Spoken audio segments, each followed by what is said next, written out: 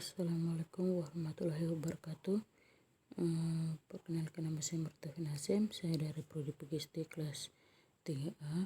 Di sini saya akan mempresentasikan RPP yang telah saya buat, yaitu RPP Merdeka Belajar berbasis pendidikan inklusif. Materi yaitu mengenali dan menggunakan pola dan relasi. Di sini kita akan membuat kalau penyusunan RPP, yaitu kita harus membuat standar kompetensi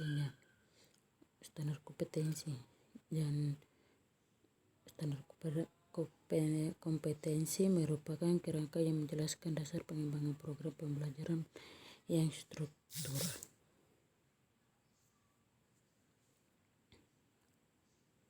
Kompetensi dasar adalah pengetahuan keterampilan yang sikap minimal yang harus dicapai oleh siswa untuk menunjukkan bahwa siswa telah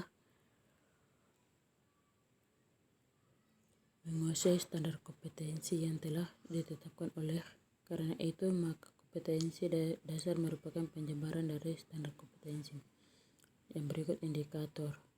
Indikator merupakan kompetensi dasar secara spesifik yang dapat dijadikan untuk menilai tercapaian hasil pembelajaran dan juga dijadikan tolak ukur sejauh mana penguasaan siswa terhadap suatu pokok bahasan atau mata pelajaran tertentu.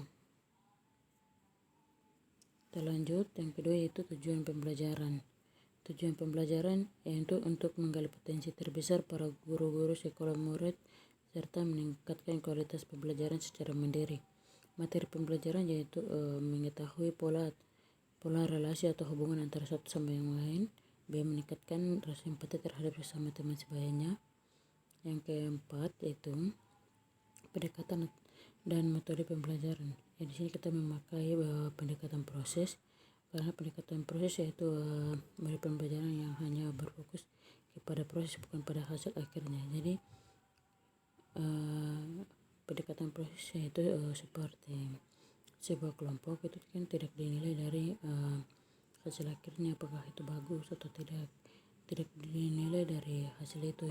Dinilai adalah bagaimana proses kelompok itu berjalan dengan baik sampai proses kelompoknya selesai. Jadi dinilai dari proses.